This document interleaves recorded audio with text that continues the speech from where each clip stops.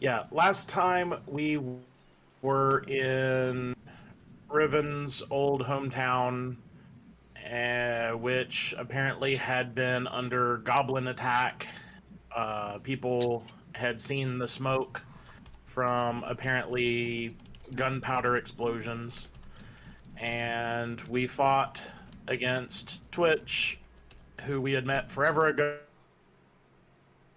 down in the forest east of Camerton, and she and a gaggle of goblins had sort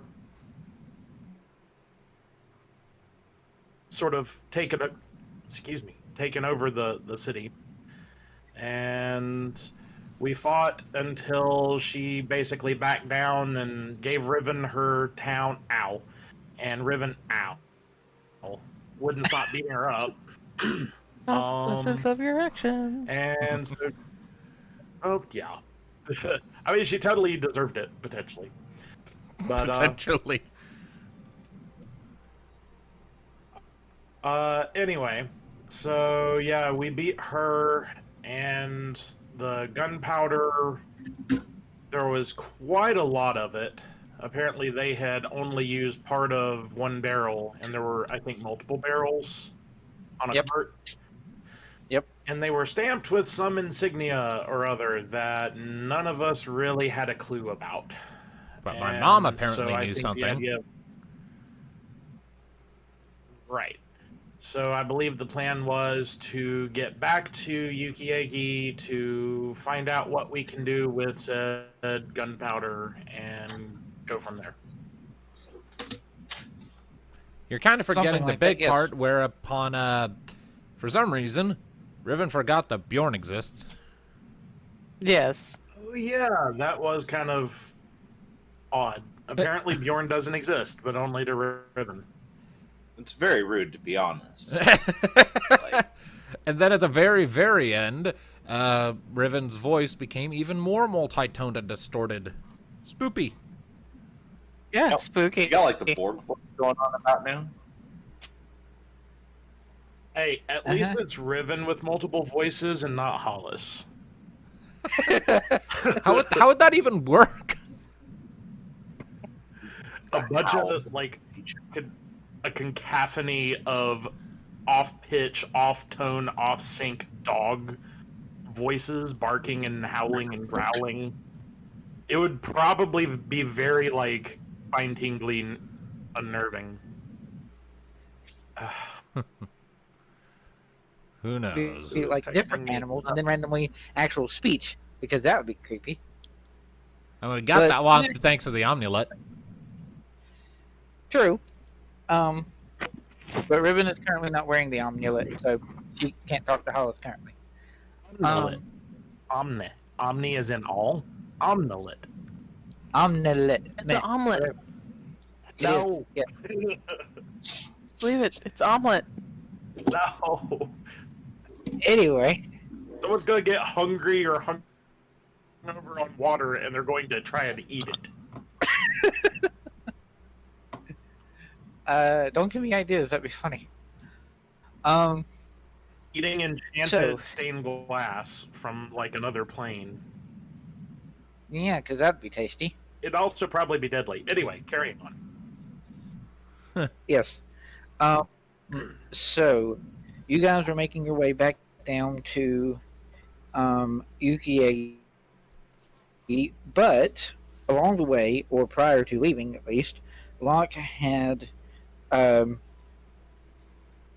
asked if he could have a chat with Vindsvept, because he was apparently wanting to see if he could do some timey-wimey shenanigans and or spatial jumping to talk to Twitch. Because I remember that was the thing you were wanting to do. I totally forgot that was a thing I was wanting to do. I take it then that means that you forgot what you were wanting to talk to Twitch about?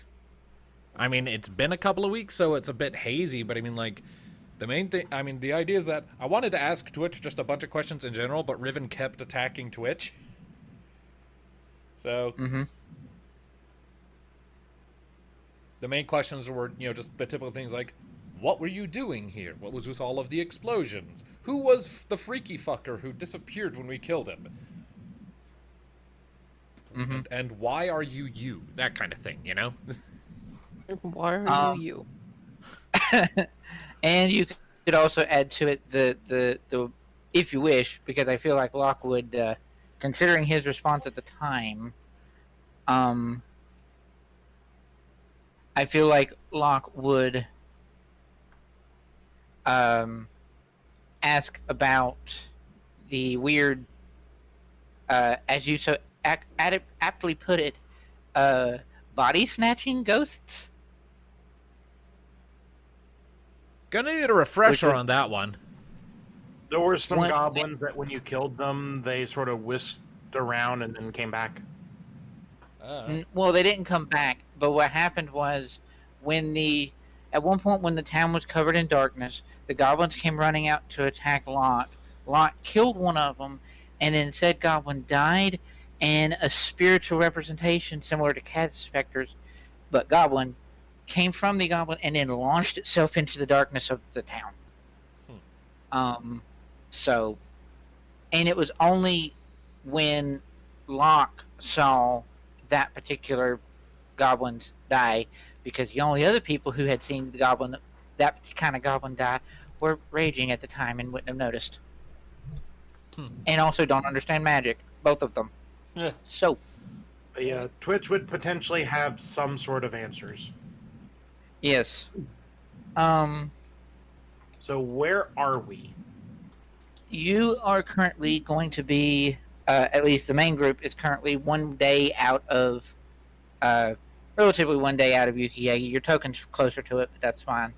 Okay. And it is during one of the watches in which Locke can get the nighttime dreamscape to talk to Vindsvept.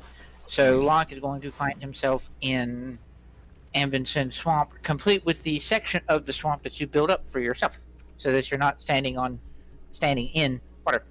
Nice. All right. And I take it Vindsvept's big eye thing is looking at me from above somewhere. Oh yeah, as per the usual. You know, I'm half used to you usually just shunting me to where I need to go. Did you wait? Did you actually? You did actually say where you wanted to go, didn't it? Yeah, I included a specific request when I was doing the thing to get his attention. That's usually how I do it. That's true. And he wouldn't necessarily know anything about Twitch more than you do, so yeah, true. Fair enough. So you will see him momentarily, and Vindsvept momentarily, and you'll sort of get the smile in the single eye that is Vindsvept, because that's how he smiles. Because smiling from a single eye is not creepy and weird at all. Yes, that. Fucking.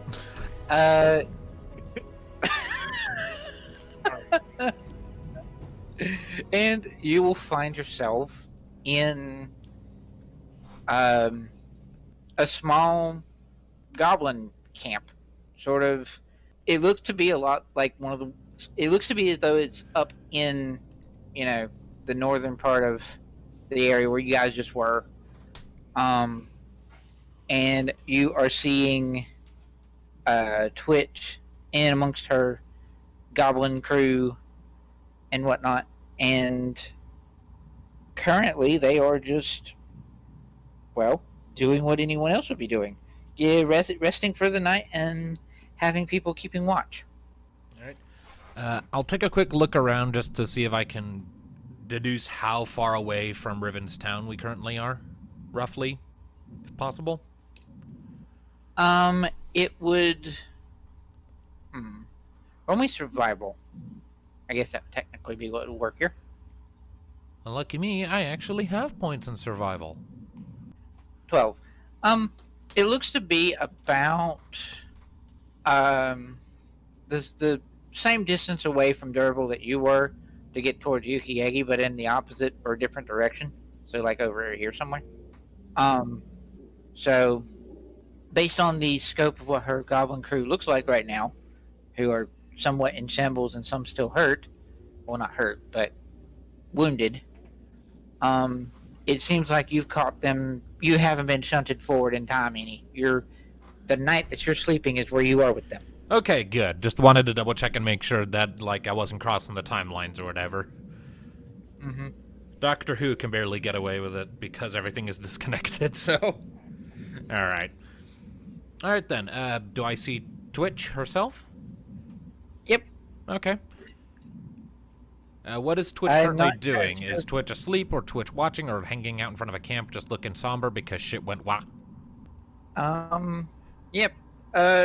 How does Twitch interact with her crew when the group is traveling, Kenneth? If they're sleeping, I imagine she would be sleeping. Would she be one of the ones that would keep watch, or would she sleep the entire time? I mean, she would probably have a watch at some point. Okay. So yeah. We'll say at the point that you arrive, you're seeing the other goblins that are maintaining watch, and you do see Twitch, but she is currently asleep. Pop her awake. What was that? What'd She you say? said, Riven said, decapitate her. No. Oh, okay. I meant like out of character. Slap her. Slap her awake. Yeah. Sam's You've awakened people before. Like kicking a door in. But slightly softer into the face. Okay, well, what I'm going to do instead of that, because that just seems like a good way to spark a commotion, and I want this to be a quiet and clean discussion, like mature adults that I am not among yet. Neither is she, to be fair. Good. So we're a couple of kids acting like mature, responsible adults. Great. I mean, Kenneth, is Twitch a responsible adult? Adult. No. And no to the other part too. So probably no. Okay. Good to know the kind of company Locke is in. Either way. Is Twitch like in a tent or just kind of out in the open in a bedroll? Probably bedroll. Not really have tents. All right. She probably wouldn't be out in the open. All right. And I assume I'm not leaving any footprints right now because of my ephemeral state. Yeah, you're kind of floating. Okay. Then in Also, that natural 20 on Locke on the goblin. Cad rolled that, not me, so. So I ain't doing that. But anyway, I will go ahead and just drift on around until I'm roughly like right in front of wherever Twitch's face is currently facing, so I can just monitor her facial reactions to things. Just kind of get down a little bit, and then use my awakened mind thing because I don't want to have this conversation out loud. I will use awakened mind and speak into Twitch's mind and just try not to make a scene, but please wake up. We need to talk. And as has been established, an awakened mind link and an awakened mind conversation on a character who is asleep is going to make them conscious. It's going to wake them up. Yeah. It's like talking to them. Yeah. I'm talking directly into your mind. It's very alarming for someone who has not experienced it before. Sounds alarming, like in description. Of course, yeah. Twitch has experienced this multiple times at this point, so... Twitch did get, yeah, there was True. a moment in the combat before she ran away where Twitch heard Locke inside her head. So. And also before yeah. that, last time we met, there was like a brief conversation there, I think. Yeah. Then again, she's not accustomed to be awakened by nobody present. She would probably snap awake and like eyes darting around the inside of the tent. Who's there? What, huh? What's going on? Hey, relax. You're not in any danger. If you are where you can see her facial expressions, you don't have to roll. She looks very skeptical. She's still looking around, but maybe not as frantically. Who's there? What's going on? It's me, Locke. The scrawny little puke from the fight not that long ago. After a very brief pause, you see that she sort of relaxes a little bit. Oh yeah, that's right. You do this mind talking thing. Yeah, It's yeah. still weird. Yeah, it is very weird. Still not entirely sure how I do it, but I do it anyway. Now, So what's going on? Why Well- are you here, or are you here? Would she see him? no, Locke is totally invisible, and like he only interacts with the things he wants to interact with. So, what Locke will do is he'll just kind of lift up a hand and be like, "Go ahead and just reach your hand out for a second, because I'm kind of here and I'm kind of not." Yeah, I get it. You made me invisible. You're invisible. What? No. Locke was encouraging the Twitch to like Reach out and put her palm up against his to be like, "Hey, I can physically be here if I need to be." Now, as matters stand, I did have a bunch of questions for you back in the town, but as you noticed by my friend going apeshit, didn't really have much of an opportunity to ask them and facilitate a civil conversation. So you're welcome for the escape window, by the way. yeah, appreciated. What was her problem anyway? Well, that's a complicated story. Short version, as you know, that was her town that got wrecked a ways back. And to tack onto that, there's something not quite right with her in the head right now. Something's influencing her mind, but we're not sure how to stop it. We're working on it. But it's making her more aggressive than usual. But that's not why I'm here. So you said you had things you wanted to ask. What you I got? have questions. First of all, I want a recap on why you were in that town and what was happening there with the explosions and the gunpowder. Let's start with that. I have other questions, but let's start with general broad strokes for now, and we can narrow down as it becomes relevant. Well, if you recall, the last time we had a run-in, I mentioned that my original tribes were from up north, up in this area. I recall that. And when I went to challenge them and show them that I'm not this useless runt, their towns were empty. So occasionally goblins will pillage and take what they can grab and run. But apparently they decided to move in one of the places that they had ransacked. So I ended up looking until I found them, and it's not hard to find them. They were all walled in, and they were very loud. And we were trying to find out how to get into their armored city that they made, and we purchased some gunpowder, and we broke in, and I helped convince them that I was stronger and that they needed to join me instead of looking down on me. Just for clarification, this armored city you're mentioning, is that the place where we fought, or was that a different location? Yeah, that was where we were. Okay. I assume the goblins threw it together or seized it and fortified it. I don't know what it was like before I got there. All I know is the walls made it really hard to get in. We prefer to be more subtle, and it's hard to be subtle with that thick wall everywhere. Right. So So the gunpowder was used to rip the walls down? enough that we could infiltrate and inspire them, yeah, pretty much. Alright, so that explains the explosions. Now, what about Mr. Tall, Dark, and Fugly? All I know is he's terrifying, he was bad news, and he was there when we got there. Did he ever say anything to you? Me? No, not personally. Did you ever hear him speak at all? No. I would assume that maybe the previous goblins may have known something about it, but as far as my troop and myself, no. He was just already in the city. Maybe it was his city before the goblins got there. I'm not sure. Somehow I doubt that. Eh. That city's where my No. friend with the axes came from. While I'm not an expert on it, I'm given to understand the people who lived there weren't too very different from her in most respects. They were all terrifying and bloodthirsty. And they wouldn't accept an obviously good deal. I tried to give her her town back when she said she wanted it. I was like, take it.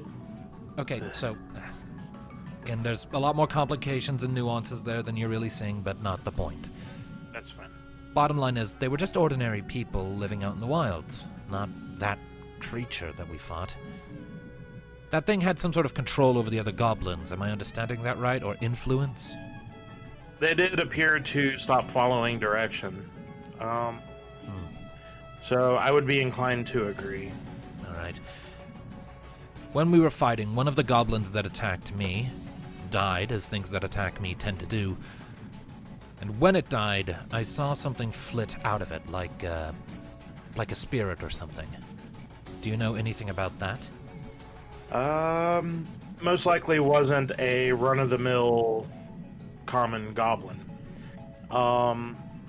Even amongst ourselves, we have outcasts as well.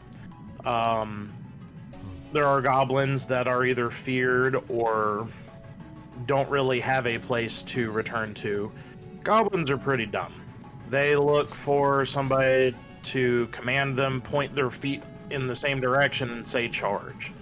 But that said, there are some that don't really fit the bill, and they usually are solitary, which is ironic because that one that you're speaking of, their type tends to be slightly more social.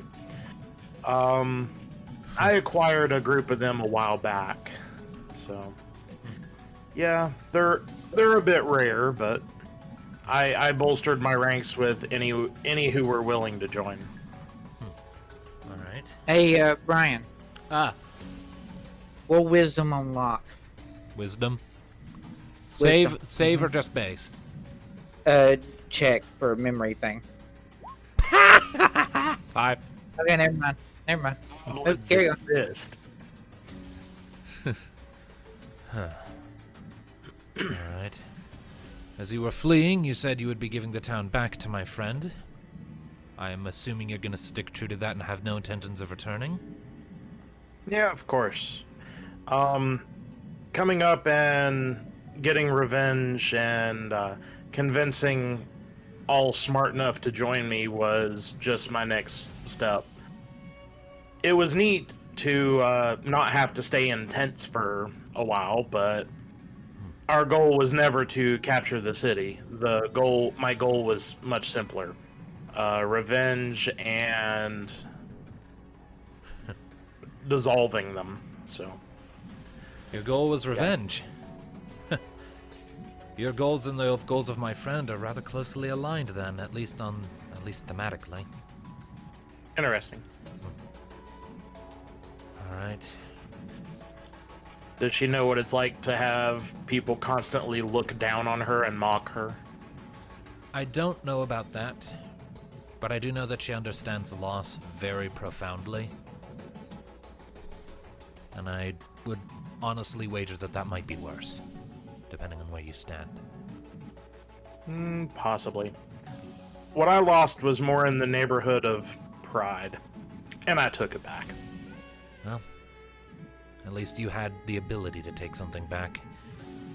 I'm not really sure Riven has that option for all the people who died when her town was attacked. Regardless, is there anything else you can tell me that might be of use? Just for the sake of context.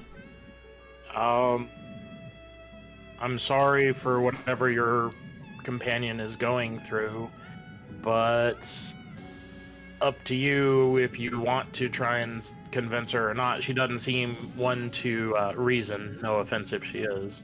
She is usually better about it. Like I said, there are things going on that are making that difficult. We're working on it. It may potentially serve to calm her a little bit that the only reason we were there was for the other goblins. It had nothing to do really with the town. That's why I was so quick to give it up.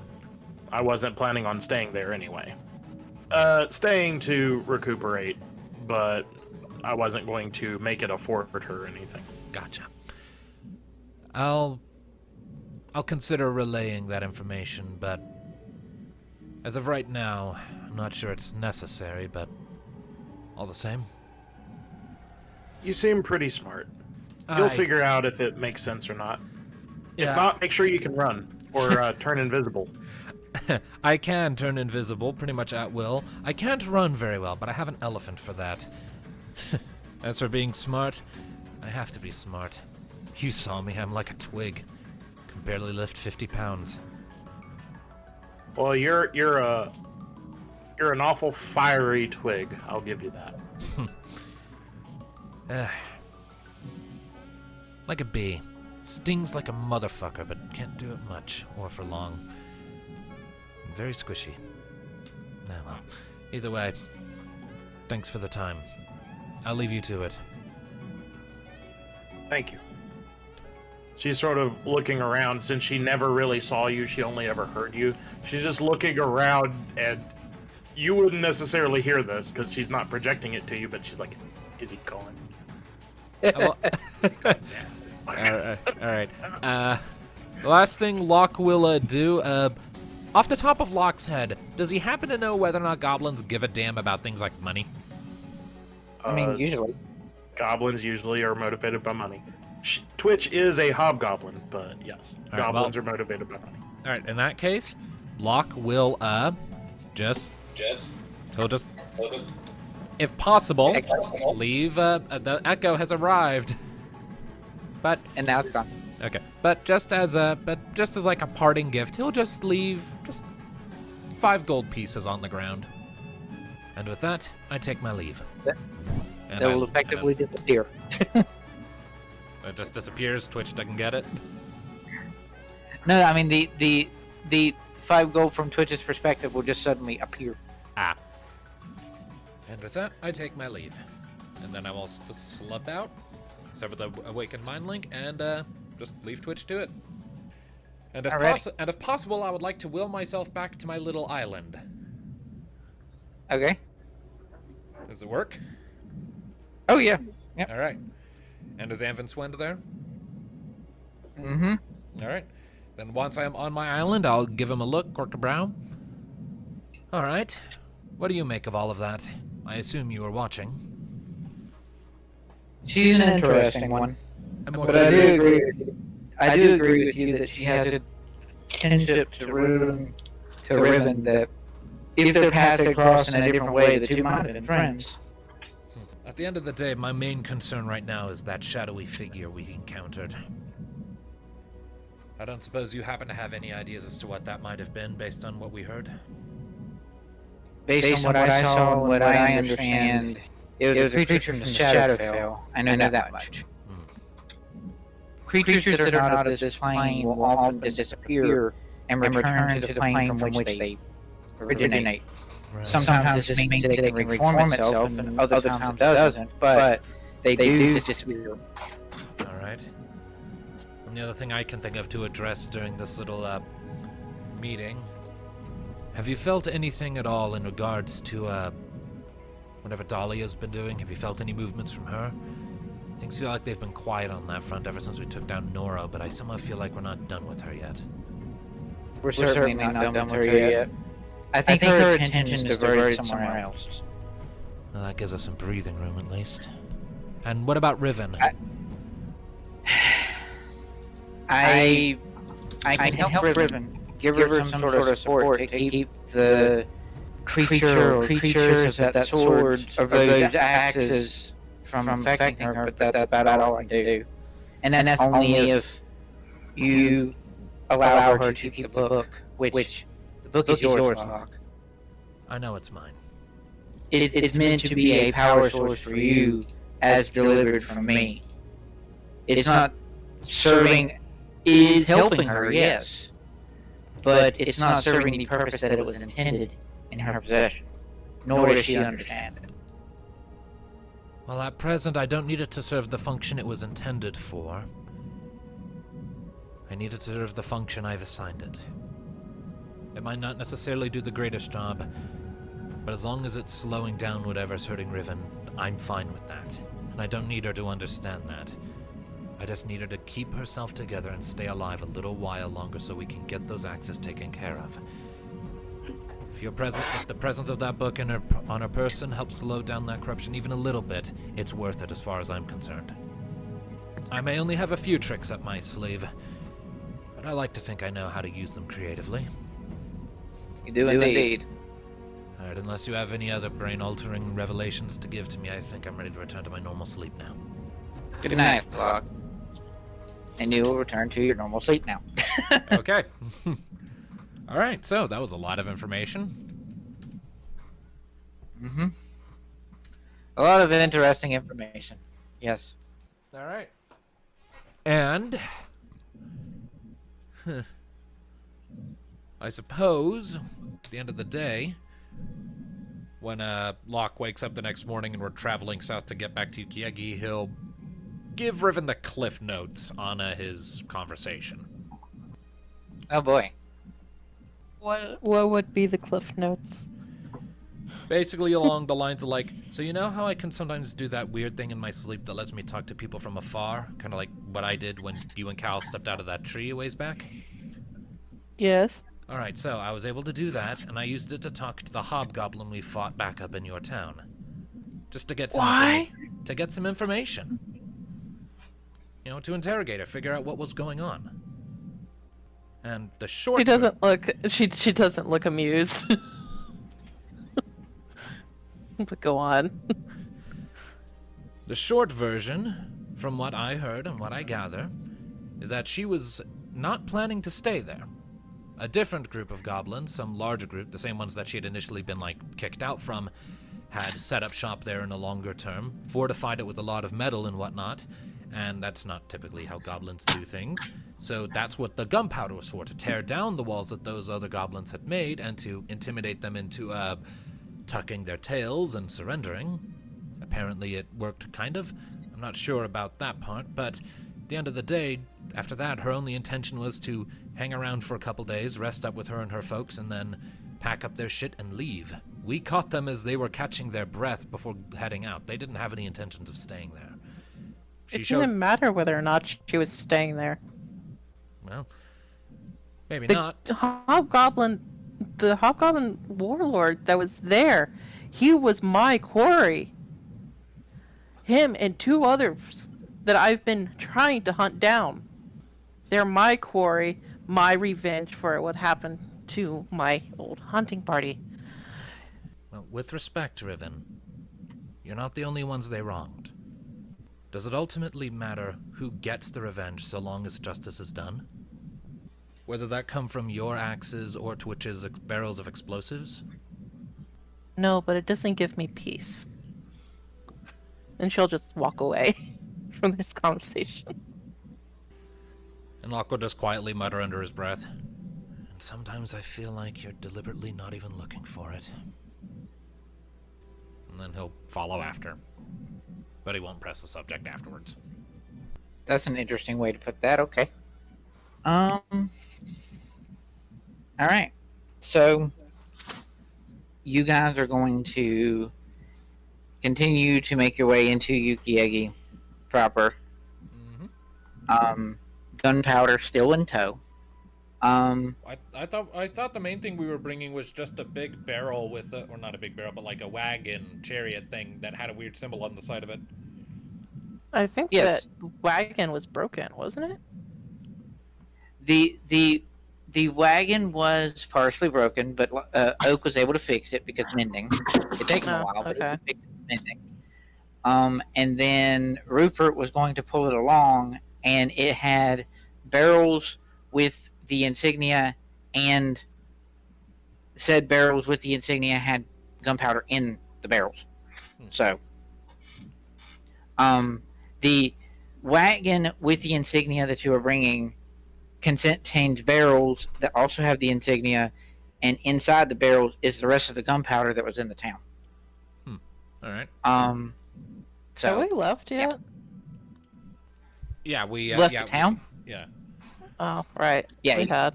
You had left Okay. the town last session. Yeah, Yeah. like the vision thing I just had, the dream thing, that was like a retroactive insertion because where last we left off, we were technically walking into Yukiege already, so. Okay. So, following that, you guys will make your way into Yukiege. Yay! Home base! Riven and Hollis breaks off. Mm-hmm. Alrighty. So, Alright, You I guys guess, are now- I guess if Riven's heading off, I'll call after. Hey, meet us at the library a little later when you get a chance, alright? I'll think about it. Dun dun dun. And she's just gonna go find the old tavern keeper. Mm-hmm. So, who shall we start with? The group going to the library or the group going to, well, Riven? I've kind of stolen the spotlight for a little bit, so let Riven have a turn. I'm okay with that. Okay. What was the name that we gave to the tavern keep? I know you had one. Cannot remember. Oh, lordy. That might The tavern involve keep. going into the pilgrimage to find the name. It wasn't written in Riven's original backstory, was it? No, turns out I'm only like half finished with that backstory, but I had the general idea of what happened. Let's just call her Sarah for now. Sure. Better than Lordy, apparently. Eh. Anyway. So yeah, you will find the tavern keep. You know the house that she has procured for herself here, and you will see her 2 kids because she has kids. They help her with the little fruit stand that she has. And they will, of course, as per the usual, be immediately interested in the fact that you are there again, because the last time you came was sort of late at night and they were asleep. Or not late at night. We'll say that they weren't there when you were initially asking about the town before. And they will go to hug you as they are wont to do, and then they will stop and be confused, and one of the 2 of them, the boy and a girl, why are you're weird. Kind of shivers. Don't worry Okay. about it. Hi. Hi. And then they will immediately run and hide, Okay, because multiple voices, terrifying to child. I guess. Yes. Terrifying or neat? No. Between terrifying or neat, I'm just gonna say no. Yeah. So you will eventually find Sarah, as you have decided to rename her. I mean, just for now. I can't remember. Yeah, now. We'll figure it out. So what did you find up there, Riven? Well, apparently the main goblin horde is gone, placed by some puny one, but they left. That's kind of clear. Just be careful. There was gunpowder up there, explosions. So if you ever do venture out there, just make sure you get some added security Are you sure before you you're start okay? rebooting. I'm fine. Alright. Well, I may decide to go up there and take a look and see if we can get what was the state of most of the town? Is it just destroyed and in tents and hovels now, or I mean, the buildings are damaged. They look like they try to reinforce the walls, but thanks to the gunpowder, some of that's like in shambles, but it'll be a cleanup. well, I can see if Shield Buff can help me find the crew to go up there and help clean it. maybe those other adventurer types can work as guards for us, just in case something goes wrong. Mhm. Or perhaps you can. I don't know what you got going on. I'm still helping out the group. So I think they got a couple of things to do. All right. Well, maybe eventually we can rebuild up there and give you and Carol a home to return to again. I'd like to. All right. I best go find them. All right. You be careful now. I'll be fine. And I guess you'll head back to the group. Yep. Sounds like a perfect occasion to roll like 1,000,000 insight checks. From who? Yes. Everyone in visual range. Every time she says I'm fine. Yes. Random NPC number 37. Points. But you're not. Is that special Time Lord code for not really alright at all? No, why? Because I'm alright too. Anyway. So yes. Riven and Hollis will return to Locke and the others. And you currently have or are in Alessandra's library, I assume. Yep. And just as a reminder of the things I sent via book in our chat. Mm-hmm. All right. Are you guys going to bring the? Are you guys going to bring the cart and all that to the outside of the library? Might as well. We have a. I want to say Rufus, but I know that's not your deer's name. Rupert. Rupert, that was it. Thank you. Rupert's pulling the wagon, so. Alessandra is taking a look at said cart. And Oh wait, weren't we gonna take it to the mayor? To shield the buff, yes, because he might actually know something about it. Yeah. that's what she had said to begin with. I wasn't sure if you guys wanted to go right to that point or to Well, Alessandra first. I mean, my priority with Alessandra has nothing to do with the symbol in the wagon, frankly. My first priority is, hey, Mom, one of us is having memory problems. Is there anything you can do?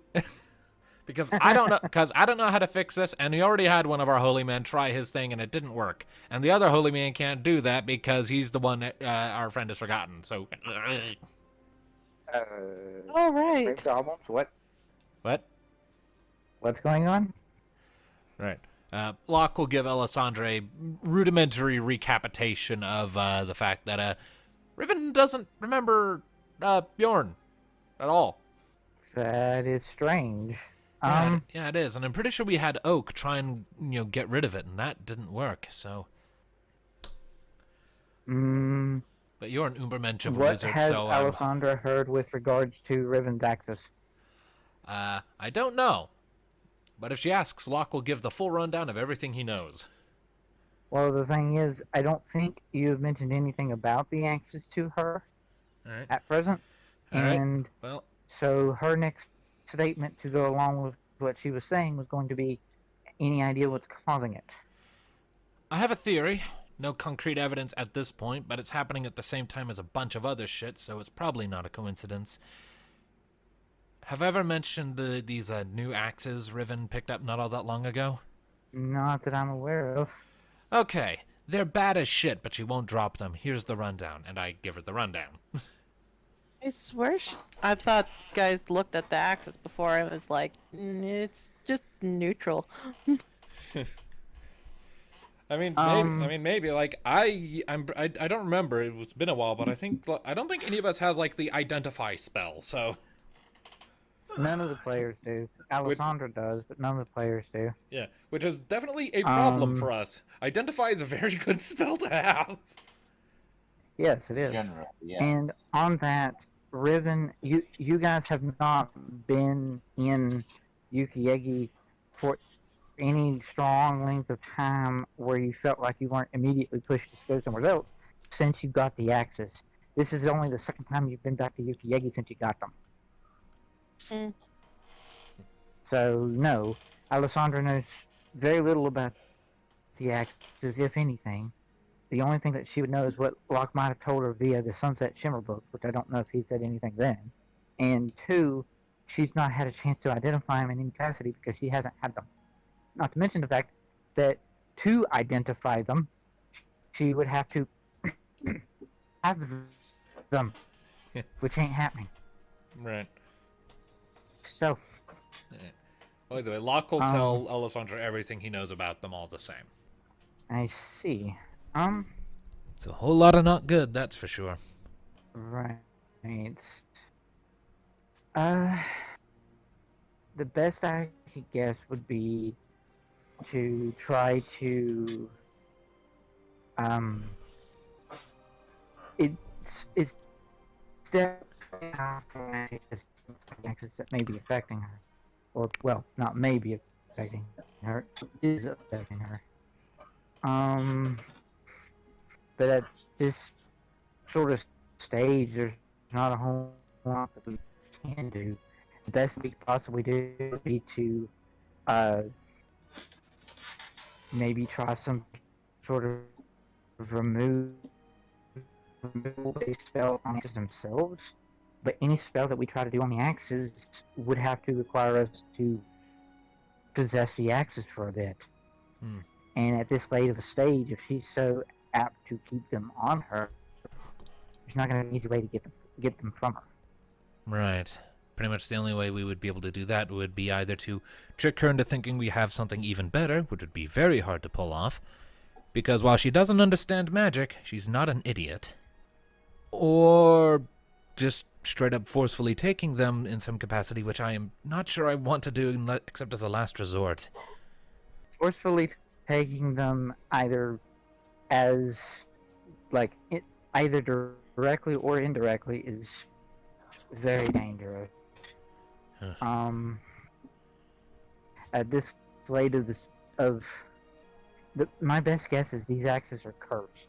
I mean, I've had a cursed item Not attuned just- to me once before, so I could have told you that. Yes, exactly. And a cursed item, depending on its strength, has the capacity to really mess up the wielder, and that might be what's happening here. Do you have any idea where the axes came from, specifically? Out of character, we got do them you from a tell- black dragon horde, right? Yes. You Right, got them so- from a black dragon chest. Right, so this is No, the it wasn't part... a black dragon though. It was a shadow dragon. Shadow dragon. Yep. Even better. Technically, technically, it was a green dragon turned shadow dragon. But yeah, It was a dragon and it was black. That's all I give a damn about. Oh, Take racist? that out of Wow, context. okay. You take that out of context.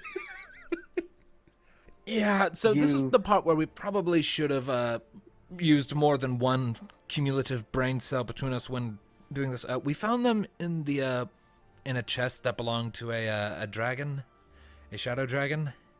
Yeah, looking back, that was really fucking stupid of us. You fought a shadow dragon? What can I tell? Your son's a badass. I would imagine a rather young shadow dragon. I mean, it certainly wasn't like, full-blown adult. It was on the smaller end of things. Still, Well- it was a dragon that was old enough to have an established horde, so... It was also hanging out, as I recall, not all that far away from Sevanora, so... Make of that what you will. Wait, what? It was in the forest that's, I think it was southwest of Sevanora by a couple days? Am I remembering that right? Is that where we fought it? Yeah, Yes. more or less, yeah. That is a sound that makes me I think you know more about this than we do. Not the dragon that was near Sonora in the forest, last I recall, was a green dragon, a forest dragon that was meant to protect the forest for a time and then suddenly disappeared and no one knew where it went. And then following that, you say that you fought a shadow dragon in what was possibly his lair, based on. I mean, you say he had an established horde. Yeah. Oh, that raises questions. Those axes may be from the Shadowfell, Locke. Oh, good, because we're dealing with enough shit from the Shadowfell already.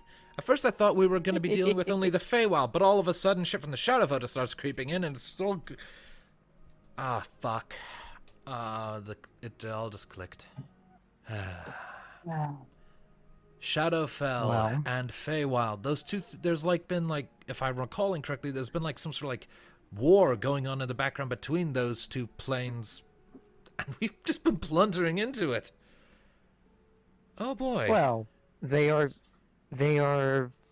antitheses of each other, Yeah, and or opposites, or the sort.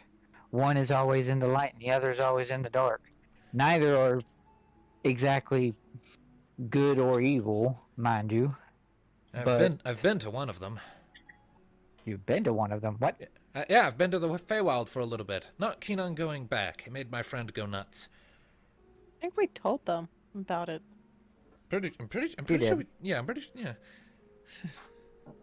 Regardless, And apparently Riven's been to the Shadowfell, though I don't know much about that.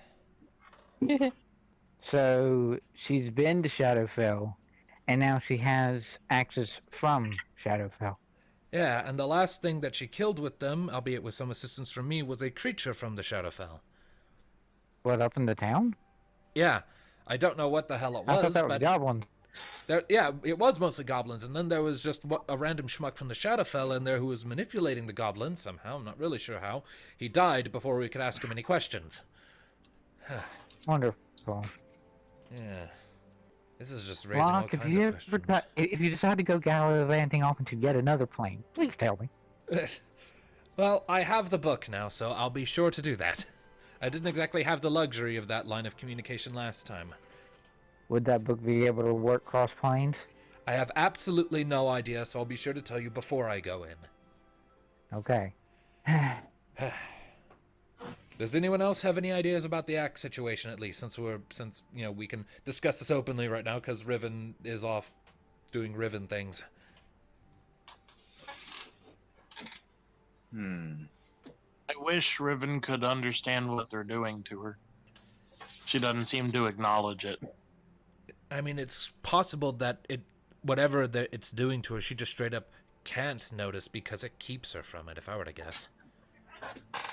Like it's casting some sort of enchantment or illusion magic on her, perhaps. Either that or it's just befuddling her perceptions. I mean, it's already made it so that she can't remember you, and she's laughing at us from beyond the Fae right now, so that does not give me confidence. Because I can tell you, it's a very simple thing.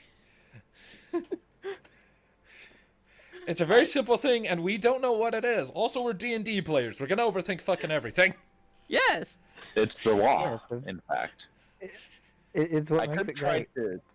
I could try to dispel any magical effects, but given that she doesn't remember who Bjorn is, I don't see that going smoothly. If he starts waggling his fingers at her. Wait, Dispel gets rid of stuff. We need to restore memories. Do you have Respell? Unfortunately, I didn't take that one. Well, the memory thing, that can be addressed later. The more prominent thing is the axes that I'm pretty confident are slowly killing her.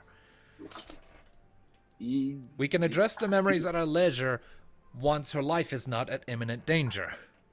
Yeah. Well, on that point... So what exactly is Riven's state now, then? What are all of the many of... I assume there's more than just lack of a memory of a friend.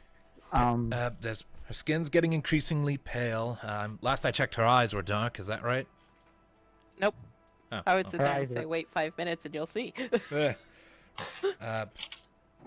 Sometimes when she speaks, there's more than one voice in it. And just in general, she's been getting increasingly prone to more violent tactics instead of the slightly more diplomatic things I was typically a lot more able to steer her towards. And there's one incident when we were back in Rydale that led to a whole shit show where I blasted a god in the face. Don't ask. What? I said don't ask.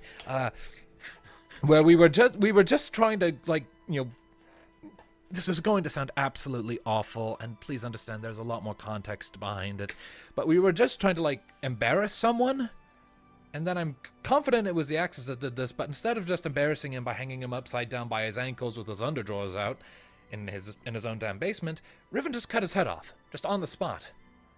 Oh. Yeah. Which was not the plan, and even she seemed confused for a minute, and then she just started not being bothered by it at all, which we hadn't discussed that. That wasn't the plan. She was helping me with my plan, and then just off with the head. So, more prone to violence, paler skin, multiple voices, and every time I use Detect Magic, her whole body is shining with a necromantic aura. Also, her eyes are actually look like they're clouded over. Right, and, Yeah. That's what... right, and clouded over eyes. So I just go through, like, the whole laundry list of all the symptoms that I've seen. And she's also, though Locke would know this more from specifically hearing it from Cal, perhaps, but she's cold to the touch. Right. Cold to the touch, clouded over eyes, multiple voices, not remembering Bjorn, and more violent tendencies. You did have a twitch, but that's gone. Yeah, she had a twitch briefly this time. Mm-hmm. She almost killed her. Wait, wrong twitch. I just had a thought. Necromantic aura, clouded over eyes, multiple voices. Is she turning into an undead? That'd be a mighty powerful undead if that's the case. Quick, smite Riven. See if it hurts. That's my main question. My main thing here is that if we were to use that one spell, does anyone in this group know a spell that can bring someone back from the dead, even if it's only like recently dead? I don't, but I do have a question. Oak will raise his hand and will revivify as a thing. Okay, do we have the capacity to cast that right now? I do. It would be extremely expensive considering it may not do anything. Or it might do something. It might. We don't know. If someone's undead, healing hurts them, right? Yeah, so that would be a thing to test. My idea is that, like, if she's, like, in an undead or dead but still moving state, then maybe using Revivify would snap her out of it? Somehow I feel like it would not be If that she's easy, an but... Yeah. Like, I don't know. My magic is, like, purely instinctual based. I'm not actually an expert on the arcane. Right. It's I don't think there is an easy switch to just fix it. Well, maybe not fix it, but slow it down, or give her some clarity, or just buy some more time to work out a more workable solution. I have a question. Right. Bjorn has a question. Yeah, Bjorn does. Could a phylactery, if someone who it didn't belong to held onto it long enough, do something like this? Is that Bjorn asking, or you? Bjorn. Huh. Bjorn knows about phylacteries? He's met a few necromancers and undead sorts in his day. Yeah, usually phylacteries are towards liches. Yeah, well, every organization needs a boss. There's still, He's a boss. I mean, that's still... Can Locke roll an Arcana check to see if he would know anything about that? That's less Arcana and more like religion or something instead of that. And that's also something that I would say for Bjorn to be able to roll to see if Bjorn the character would make that kind of a connection. I don't know if... It's 10. I mean, you could make that assumption or a guess, I suppose, with a 10. Okay. Well, I don't know. That is an interesting thought, but generally speaking, if that's what's going on here, a creature who has a phylactery wants its phylactery protected, and it's not going to make its phylactery a weapon for other people to wield. It would be a good way to keep the weapon safe, though, because if something tries to break it, someone's holding it, and they kill who's trying to break it. This is true. It's kind of slightly inverse genius logic when you get right down to it. Yeah, as long as you can make sure the person who gets it is really good. And besides that, like, a lot of phylacteries, to my understanding, are placed into, like, mundane objects that would obviously be phylacteries. You put it in a weapon, someone's just going to assume it's a funky enchanted item and call it a day. That's true. Yeah. Has- No one is is there going to see no self-respecting adventurer sees a magic aura around a weapon and just immediately is like, I should destroy that right now. Except for, like, No, in very except for in some cases, but not this one. Or in Yeah. some, but, like, it's not the Well, usual. No, for sure. Is there any other symptoms that Riven has been having that may be related? That's a good question. Have there been? We only played once every other week, so my memories are kind of... Old echoey voices. It's not echoey. It's more like different voices are layered on top. Like like the You changeling might voice sound- filter from MLP. It sounds it sounds like when Riven speaks, ignoring the fact that this is a terminology usually associated with singing and something celestial or angelic, instead of sounding like one person, it sounds like a choir. yeah, like there's multiple chorus. people. It's a group of voices.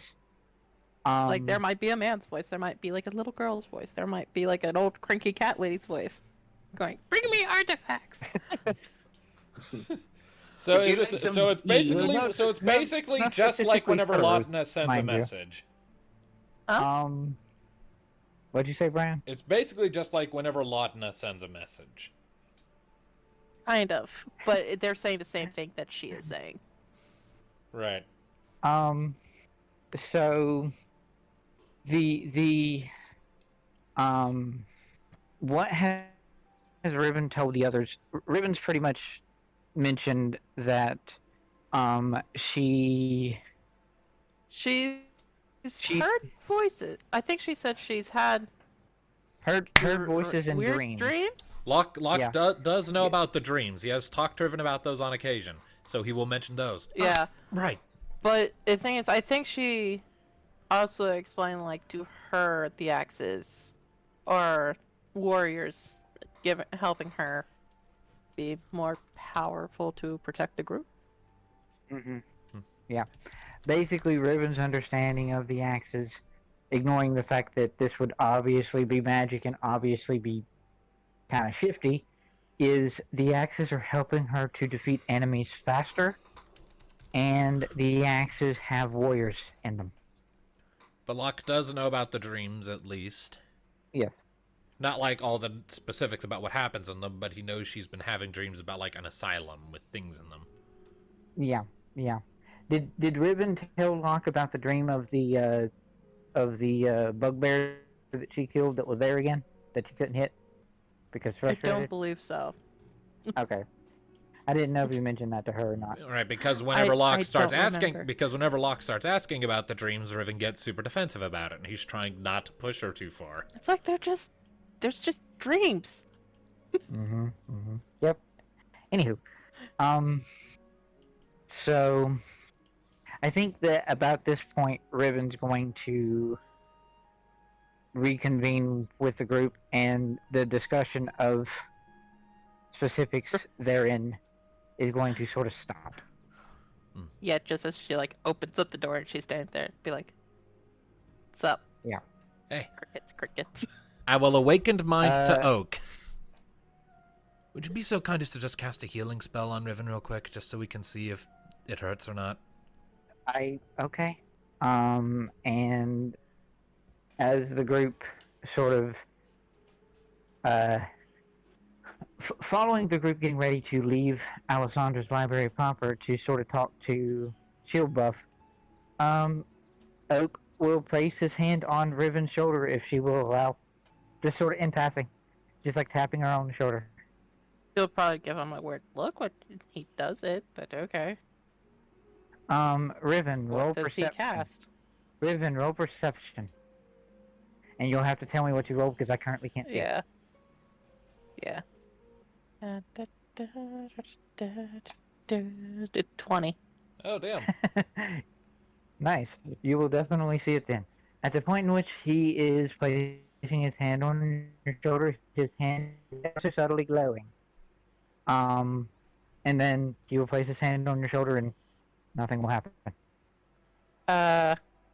Did you try to do something, Oak? Minor curiosity, Riven. Don't worry about it. You're fine. Suspicious. Anyway, I guess we'll continue. Indeed. So you're going to go to shield buff and sort of return the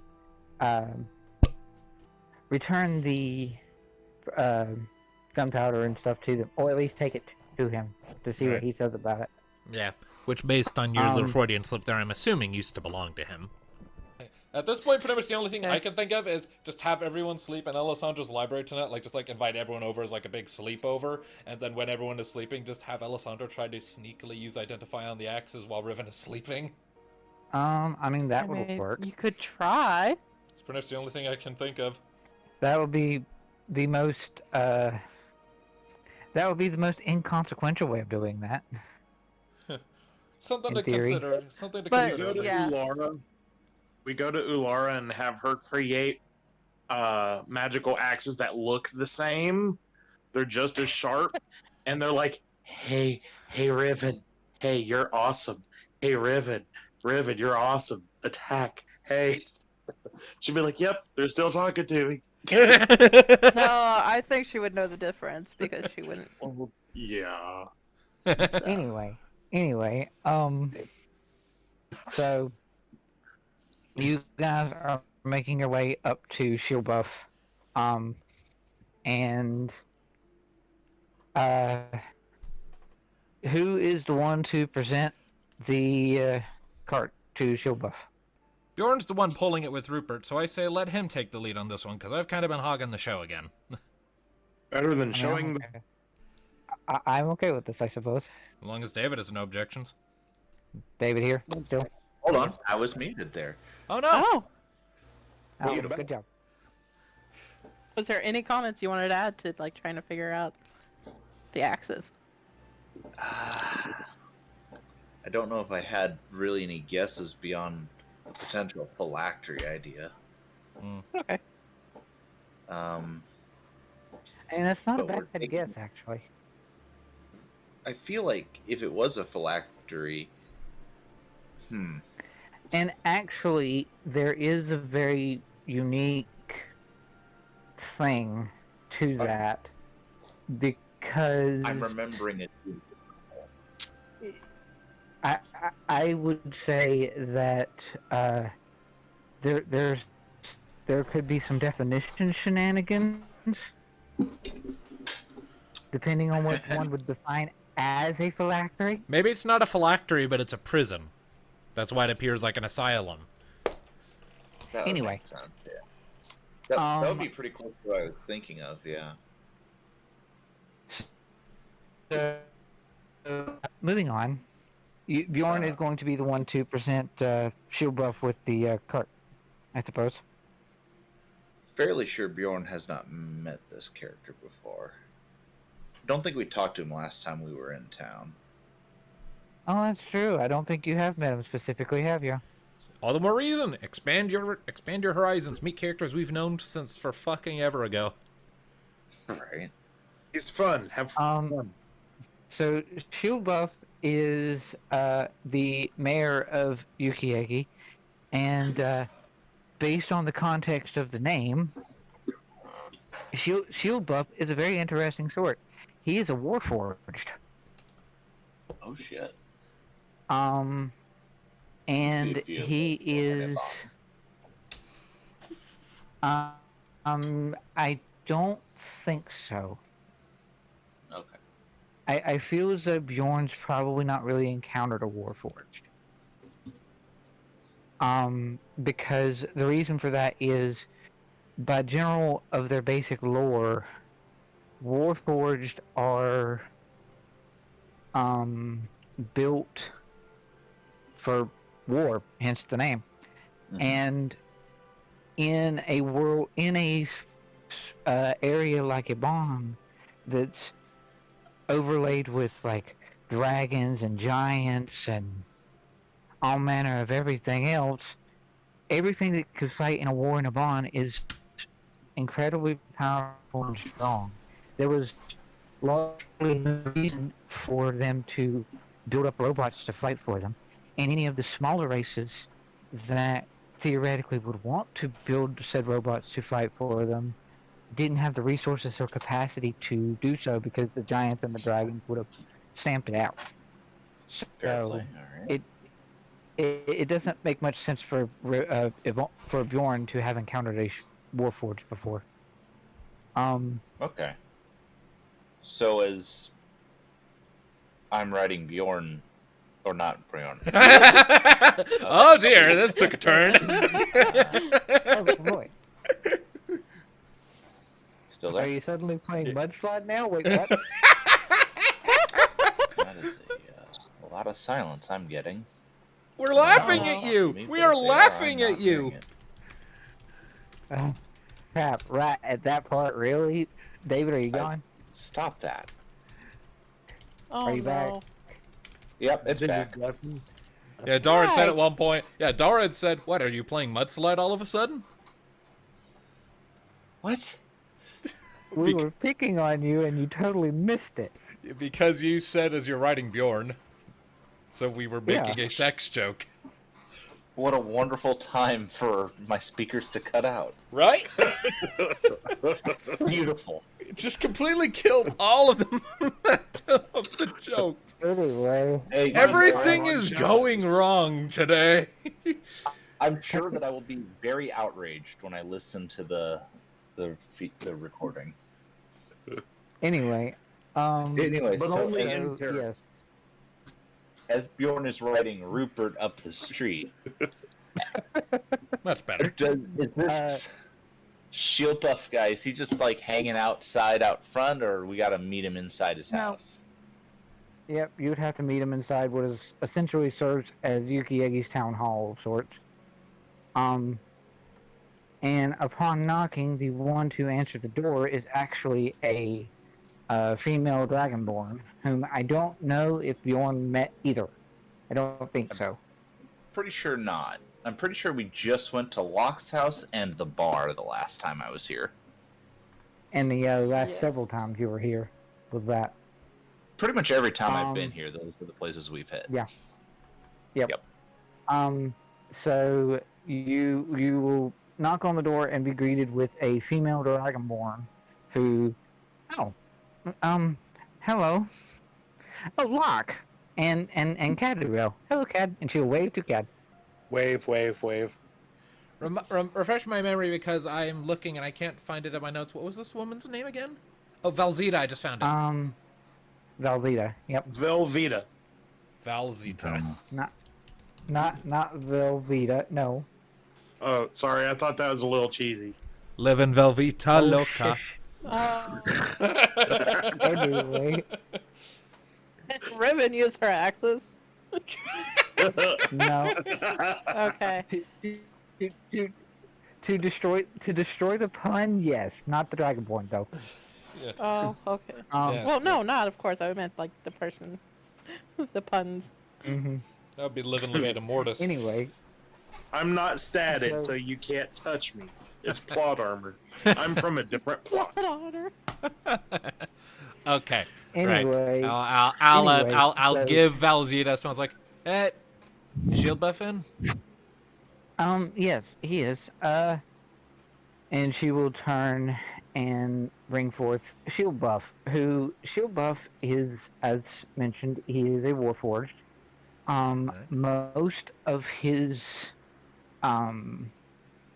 Most of his body is metallic, though he does have a air of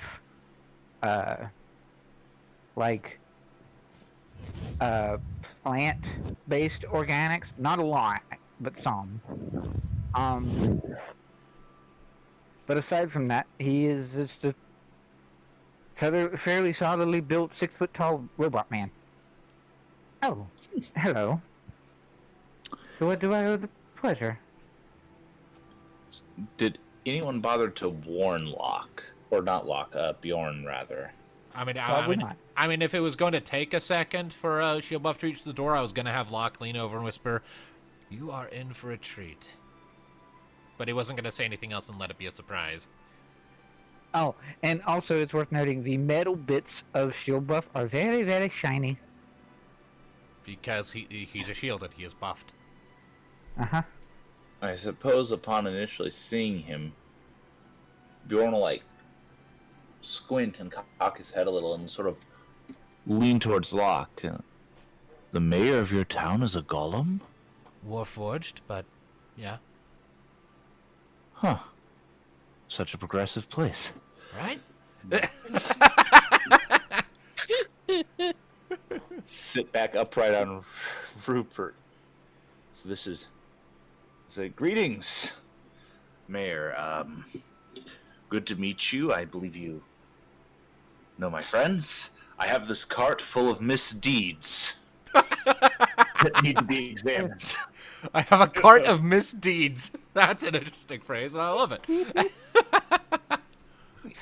Misdeeds, you say? I Oh. sort of hop off Rupert and say, yes, if you'll walk with me, and I'll walk up and, like, gesture at the symbols on it. We've been trying to figure these out. Oh, I see. Were these perhaps the source of the explosions up north? Yeah. Well, See. some of it was. We've got most of it left, I believe. That does make sense. He sent word to me that some of his stock had been wrongfully removed. He will be happy to get some of this back if you're willing to return it. Ooh. Who's he? Oh, a friend of mine. Locke, do you remember the the forest that almost burned down slightly to the east? Yeah, I remember. I played a role in stopping that. You did. Well, I have a friend of mine who resides deep in that forest, further back, and these barrels of gunpowder belong to him. This is his insignia. Huh. Interesting. You know, for some reason, some weird part of me thought this was the symbol of like just a god or something, like a god of engineers or something. To a point, yes. He does make use of that symbol due to the fact that, well, his father, my father, and the two of us like to think of ourselves as clergy to that god. Okay, fair enough. What god is it? It is a maker deity, a creation deity. Okay. Specifically one to, well, on a broad scope of things, it is a deity for civilization, but it is also a deity for creators, inventors, builders. Does he have a name? I have a name. I just can't have access to it right now because I don't have internet. Oh. Bum, bum, bum. Oh no. Insert name here. Yes. We shall Insert call name him. here. We should call him the Adeptus Mechanicus. It is actually, I do remember, I can't remember how to say it exactly, but it's a female name and it starts with an E. Anyway, moving on. I'll find it again and put it in here. Regardless, Shield Buff and, Shield Buff's friends, and then their two fathers, as he puts it, were followers of this maker deity or builder deity. You will find him. He will be very pleased to have it returned to him. You will find him just past the forest to the east. You just travel through it for a while, and then eventually you'll make your way there. Alright. If no one else has any problems with us making that little pit stop before we return to the search for Young. And it beats having Rupert have to haul it around forever or leave it somewhere and it gets stolen. Right. And it'll make him happy. Indeed. You might make a new friend out of it. He's a very interesting sort. More friends never hurt anyone. And then I'll glance up. What time is it? It is currently going to be probably, I would assume with all of your conversations and your trek to get actually into town proper from being just outside it, it's probably about 3 or 4 p.m., I would imagine. Maybe. Alright, well. If no one has any objections, we could probably do that tomorrow. Rest here for the night and then travel on tomorrow. Where Sounds good to me. traveling to? Just to give this gunpowder back to the guy who originally had it before it got stolen or taken or what All have we you. know is he's to the north. East. Through that East. forest that had East. a fire a ways back. Were you here for that? Or Right. was that Silver? Silver. Okay. There, for Sam, you of course know this, but maybe Riven doesn't necessarily sure it's not know it specifically. Gond? Like Gond? No, Because this not symbol, at all. because it's a god of craft and symbol is a cog with 4 spokes.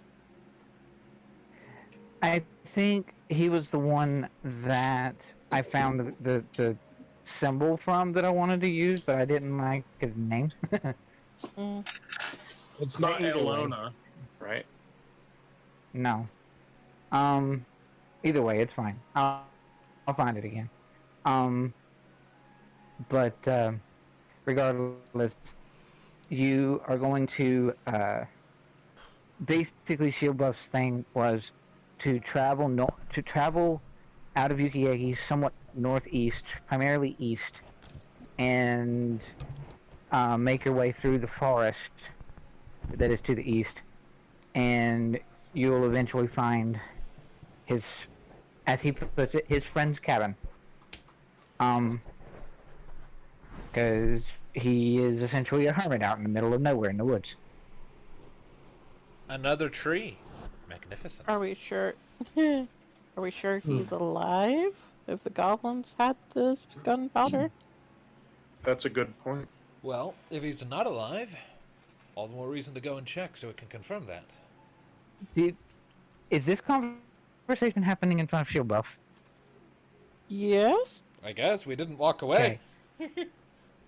Right. He is very much still alive. He would have not been able to tell me about his gunpowder being stolen had he been killed when it was stolen. Fair. That is a very fair point. Well, I just feel dumb. It's alright. So we all kind of zone out from time to time. Also, No, I meant this was in character. and Shield Buff will look to Riven now. Are you okay? You sound very strange. I am fine. Why does no one believe me? Are you aware that there are multiple voices when you speak? Yes. And you do not find this strange? No.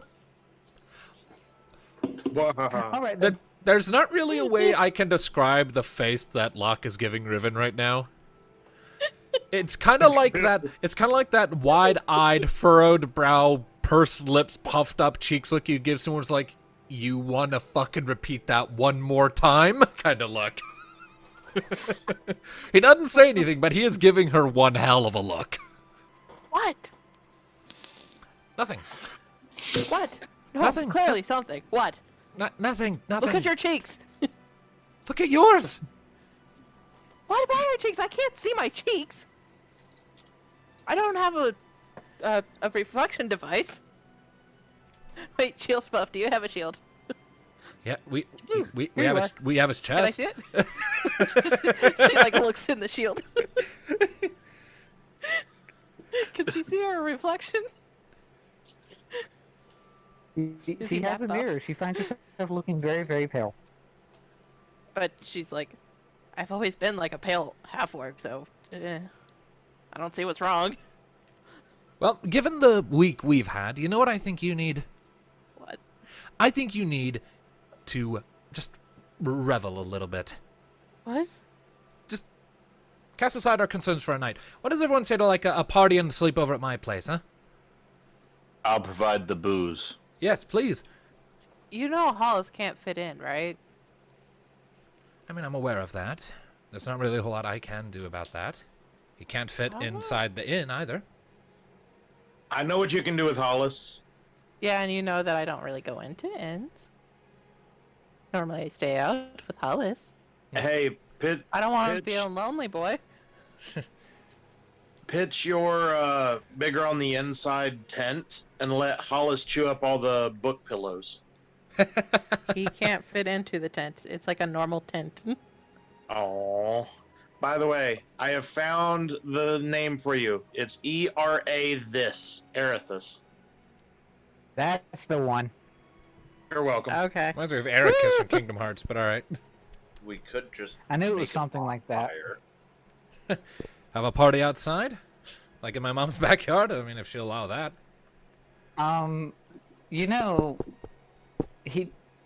unfortunately, he doesn't have it prepared, but it is something he could theoretically do.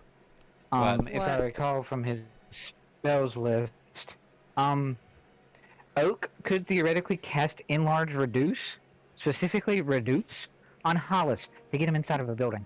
For how long? It doesn't matter. As long as he can get through the door, he'd be inside. Then you'd have to cast it a Right. second time to get. You'd have to cast it a second time to get him back out. Does it take a spell slot? It would take a spell slot, Yes. but the spell itself lasts an hour. So if you're inside the building for less than an hour, it wouldn't matter. Well, either way, the point still all stands. night. Either way, point still stands. Locke is just making the recommendation to everyone just has a sleepover party at his place. Okay. At least as much as can be done. Right. Bjorn is down. You said you had the ale already. This is shield buff. Ah, yes. I carry truly the rarest treasure in all the land, and I procure the decanter of endless ale. Say, with this, entire armies have drinking their fill.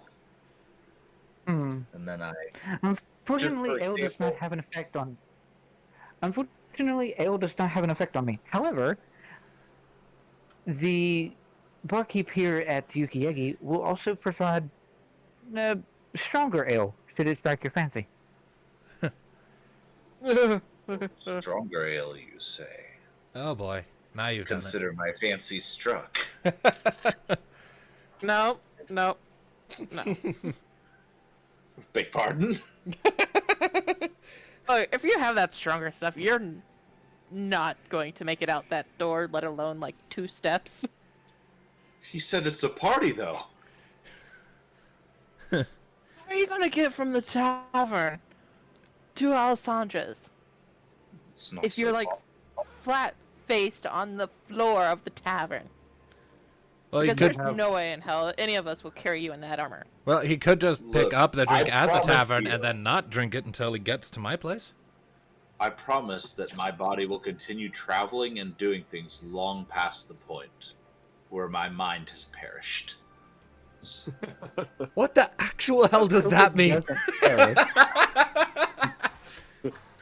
He has failed his COD save.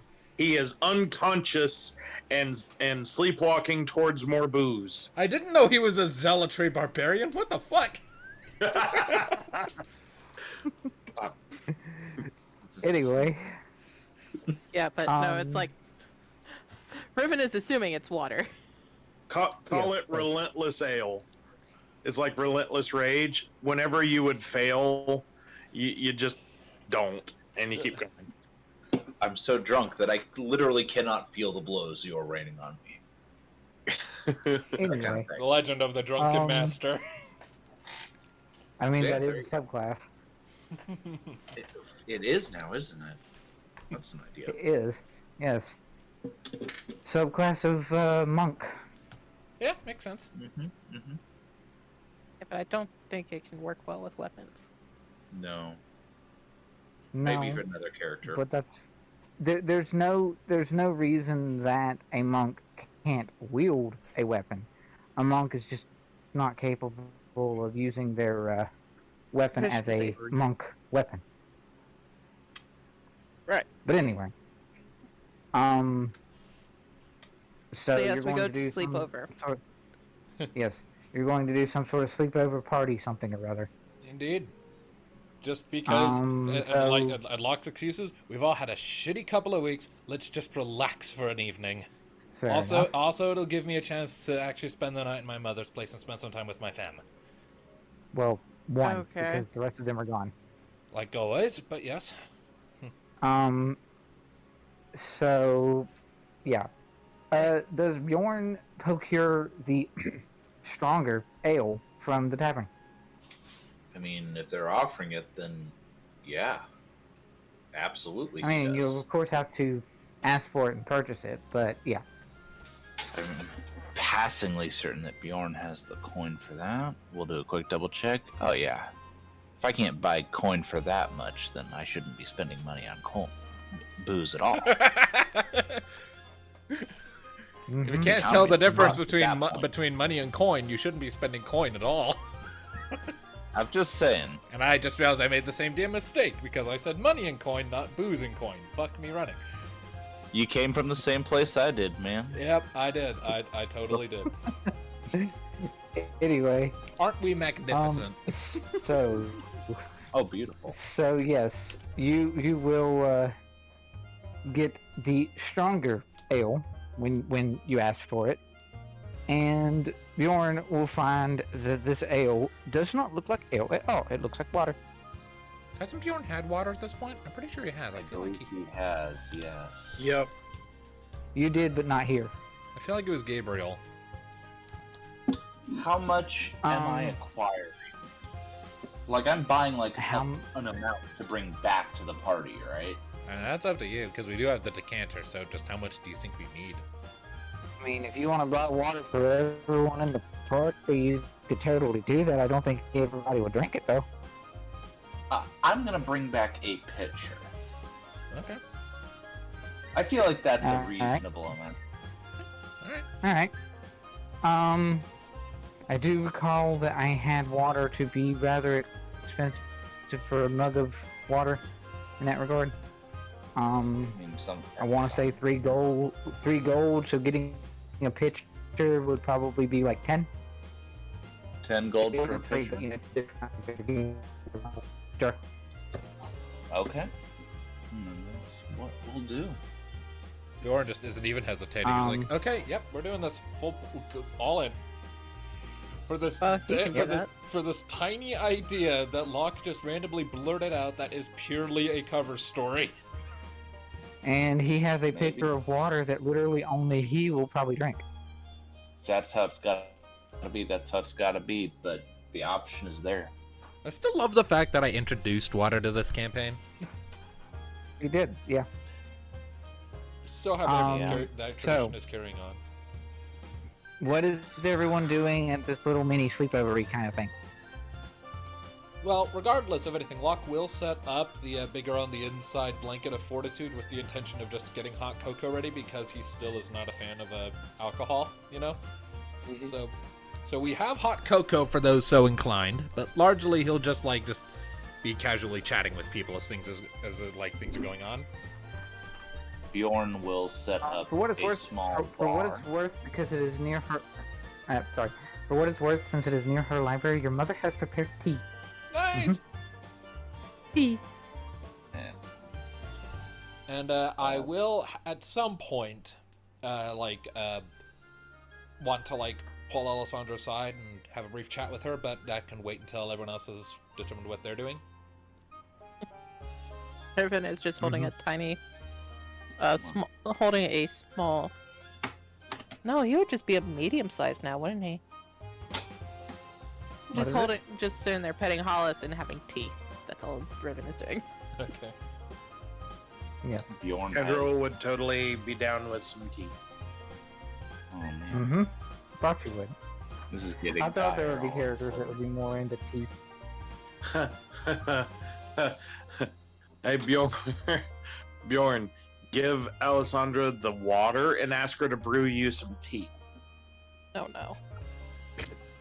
That is the most beautiful suggestion, and Bjorn immediately goes for it. Excuse me. I see that they have tea. Would it be possible to brew tea with this?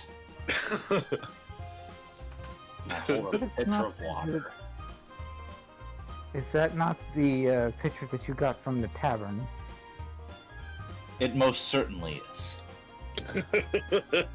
I Infusing will flavor into water. Not.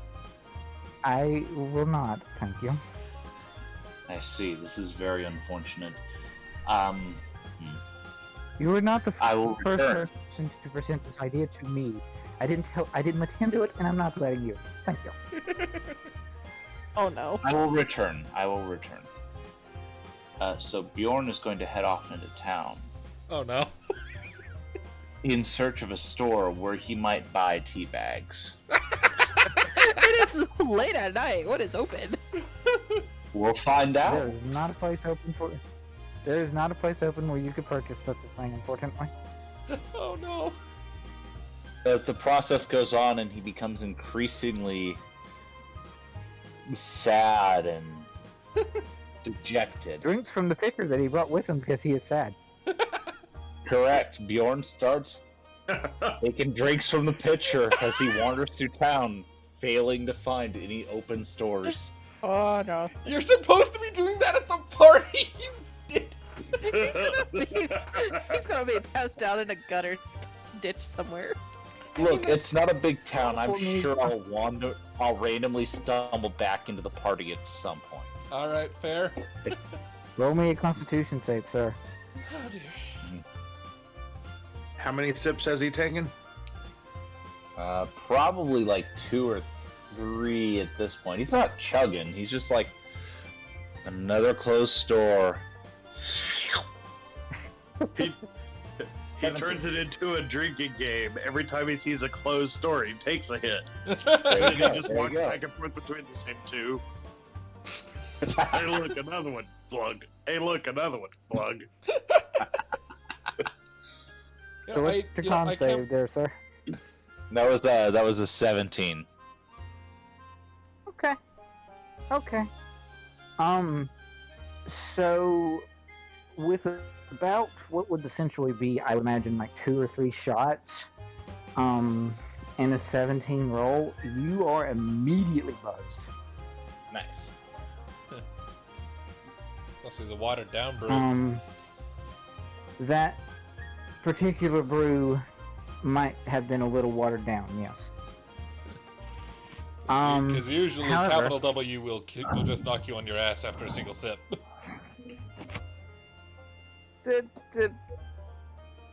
He also rolled fairly high for having drunk a small chunk of it just on a shot. So, admittedly, his save is much higher now. So, you will. What's Oak doing in all this? Oak. For He's what getting he's ready to doing, remove poison. he because of the nature of having Bjorn in the party, he always has that self prayer. Makes Beautiful. sense. So yeah, that's fine. Oak currently seems to be we'll say he's sitting maybe near Riven, just like eyeing Riven from afar. Since Riven is with Hollis and near the house, but she's not actually inside the house, Oak will be inside the house with one of Alessandra's books in one hand and will be looking out the window at where Riven is currently. No, I thought you guys did the reduce spell to bring Hollis in. Oh, he would have unfortunately had to prepare that, so he can't do that Oh. now. But that's something for Alright. us to keep in mind for the future. Maybe Either way, solution, you maybe would still solution could have just the maybe solution could capacity just to have be maybe a solution could just be have the door or a window open, position Hollis near said door or window, and Riven just positions herself by it. So that if Hollis Yeah. desires attention, he can like shove his nose in, and then everyone can just pet the big dog nose. I guess. Yeah, not perfect, but it works. There's other means to do stuff, but regardless, you will have Oak will be sort of eyeing Riven from afar. All right. And what is Cad doing? Sipping tea and just sort of waiting for shenanigans. Well, we'll have to wait for Bjorn to come back and start knocking over bookcases for that. Mm-hmm. Mhm. He could probably find a moment and read or write something. Well, either way, while we Yeah. still have a moment of calm before the inevitable storm, Locke will begin to put his actual plans for why this is happening into motion, and will go over to wherever Alessandra is, and will initiate Hurricane Bjorn. awakened mind. So, sleepover, huh? It's an interesting idea. It's Probably also a lot calmer than all the other things that you and your friends have been doing, fighting Yeah. dragons and whatnot. a dragon singular. Well, End of the day, though, I'm gonna level with you. On a normal day, I wouldn't actually suggest anything like this, even for the purpose of relaxing. you want me to cast Identify on your friend's axis. You know me incredibly well. That's the idea, yes. I wanted everyone in one place, in this place, so that once we're all unconscious and tuckered out, you'd have a free chance to slip in and just cast a spell while everyone's asleep and hopefully not cause any trouble. And it won't be and it won't be anywhere near as suspicious if Riven does wake up if you're in the middle of casting that spell, because we're in your library. You live here. You're allowed to move around in I it. suppose. And it wouldn't be the first time I've had a night where research has kept me up a little longer than I should have, perhaps. Yeah, so you already have a cover story. Just keep a book on you. And if she starts to stir and wake up to the point that you're convinced that you won't be able to finish the Identify spell, just stop casting, whip out the book, and make it look like you're reading. You make the comment about have a book on you, and she sort of taps at her, like, what is essentially a small, like, pouch, or well, not small, but it's essentially a pocketbook, bag or whatever, and she sort of taps that, and I always do. Ah, yes, that's right. All right. Well, if we can now, do you think it would make Riven's sleep heavier if we got her substantially drunk, so that it would give you an easier opportunity to do what you're doing, or should we just not touch that? Do you think she's the type to get drunk at a time like this? Can I roll an insight check to see if I can make that deduction, Sam? I mean, you can try. Because To I get her could, drunk. because I'm like mostly like if she'd be inclined to, like, can Locke figure that out? She's Well, that drinking being- Roll insight, and whatever you roll, Sam can say whether or not it seemed as though 8. that's... Yeah, no. Not from an insight No. roll, you're not going to get much. Ugh. Well, I mean, we could try the way nudging. I see I it- mean, one idea would be like when Bjorn gets back, could try nudging at her honor and have the two of them have a drinking contest. It would also That be perhaps it would may- also be a fun. It would also be a really entertaining way to keep up the appearances that this is supposed to be a sleepover slumber party, and it would also help re-endear her to him because she can't remember him right now. you have quite the crowd among you, Locke. Are you sure you're still 17? She smiles. I've had to grow up extremely fast.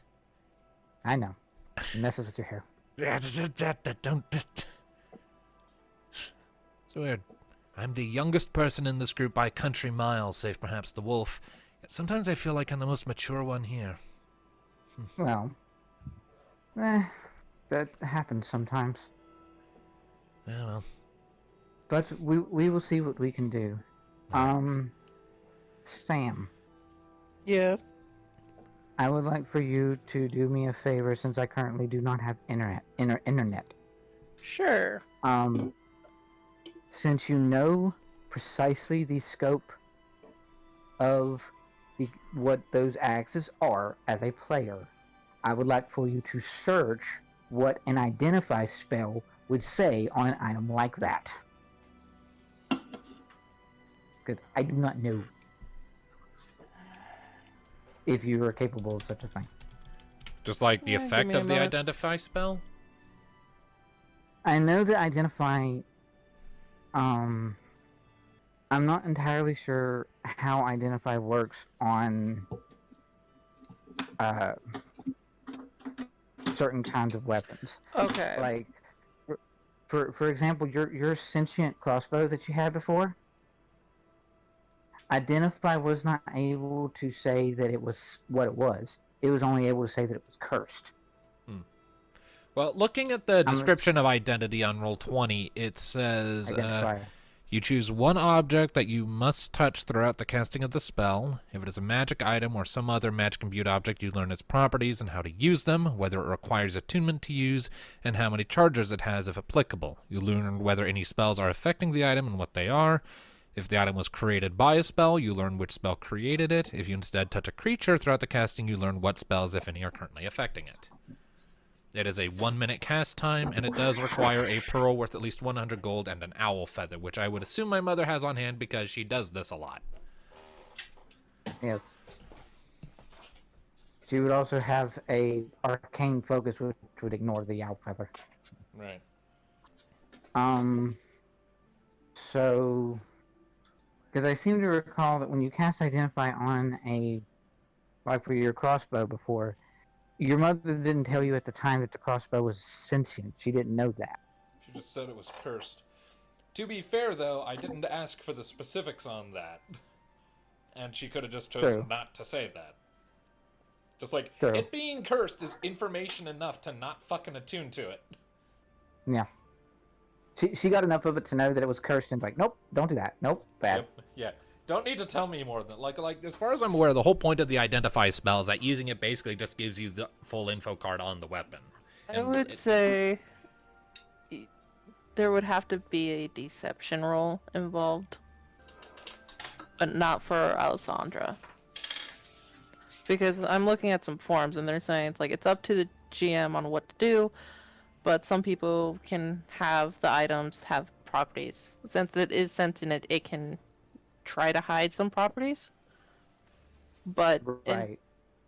stuff. So, but I do have Okay. like the base stats, access to the base stats. Right, I know. Mhm. Okay. So, I know what I can do with that. Alright. So, yeah. Bjorn, you're returning to the rest of the people. Indeed.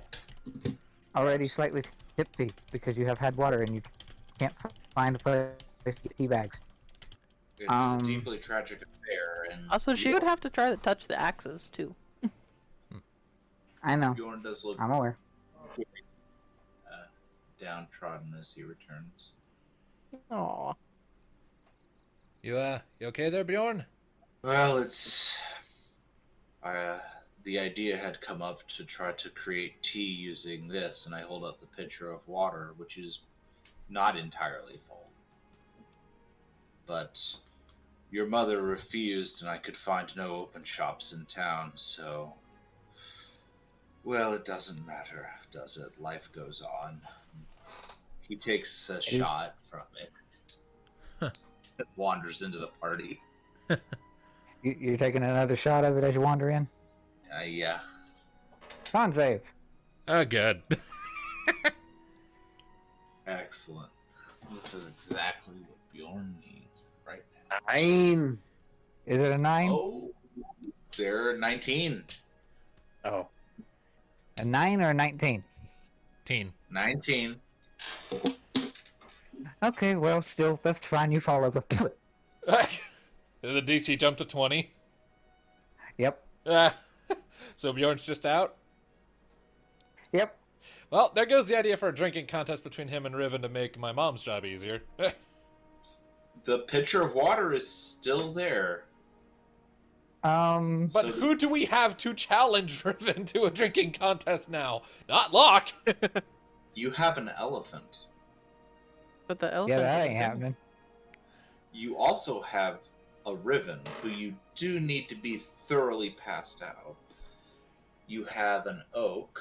I mean, the idea is to get Riven drunk, but like the idea of just the hope is that because I'm not convinced she'll just drink a whole bunch right now, just if asked to drink a whole bunch.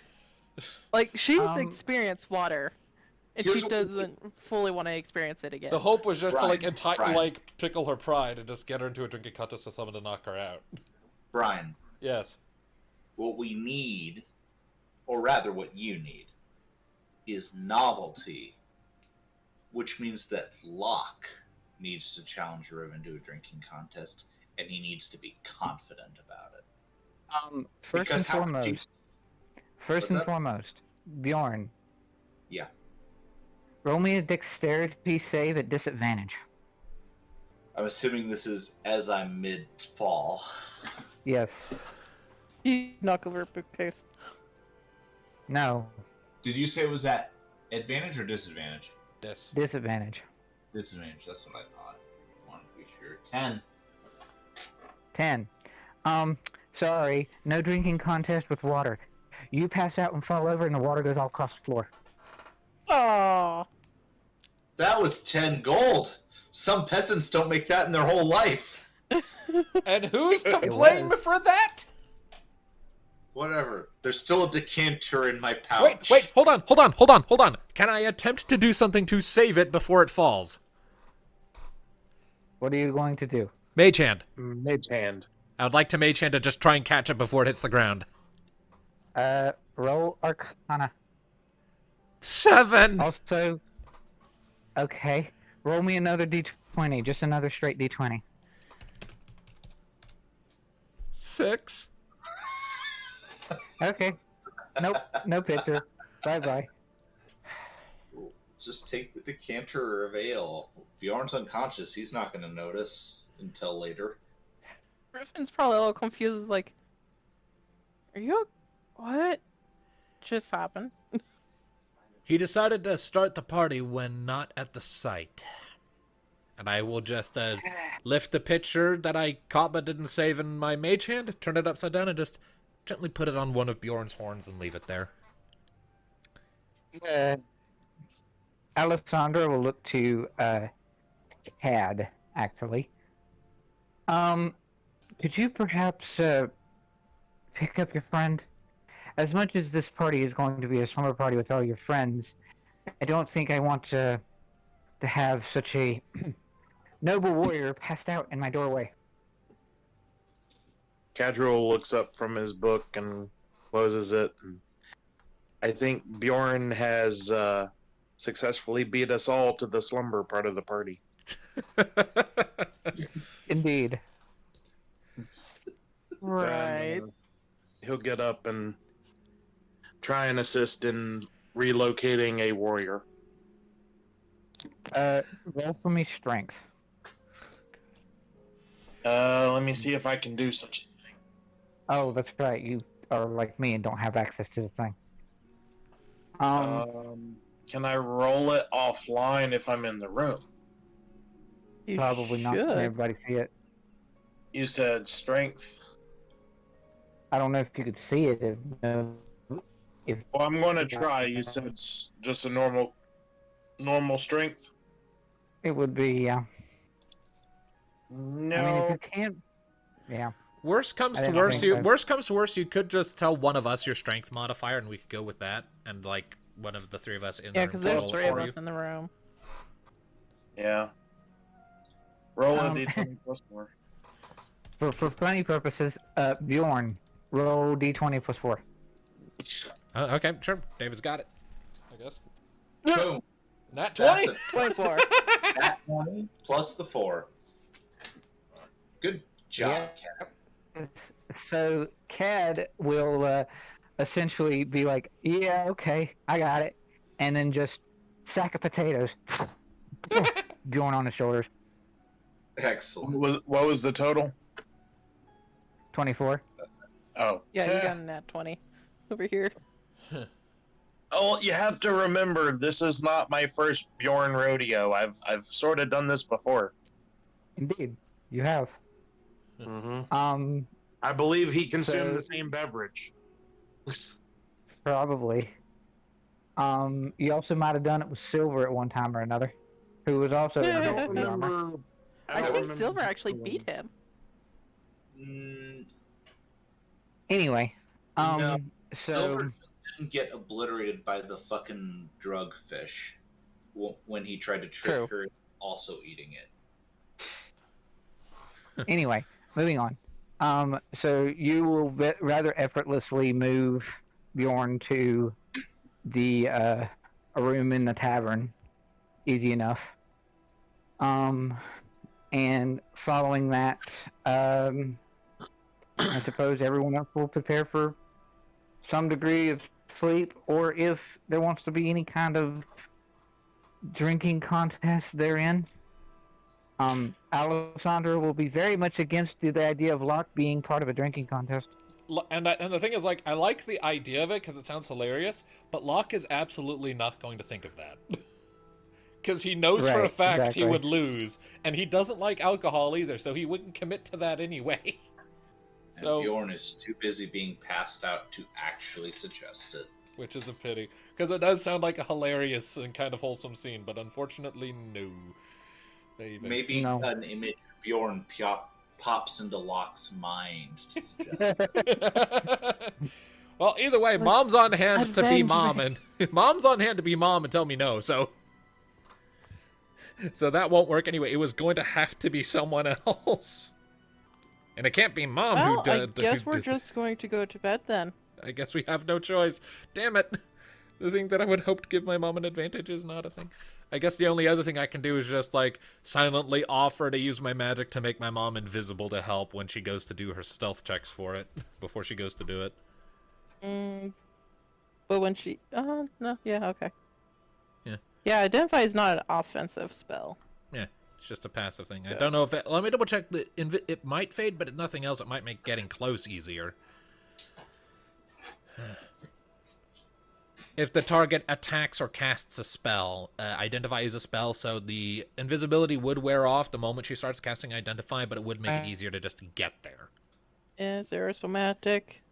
And plus, you know what? It also helps the fact that Riven's going to be asleep anyway, so maybe the stealth check will be made with advantage. I don't know.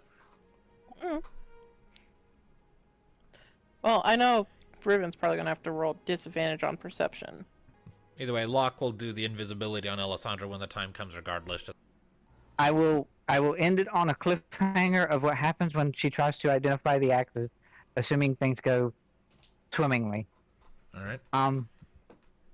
And then we will do a sign out and call that a thing because my phone is going haywacky from me trying to charge it while still on it because it is dying.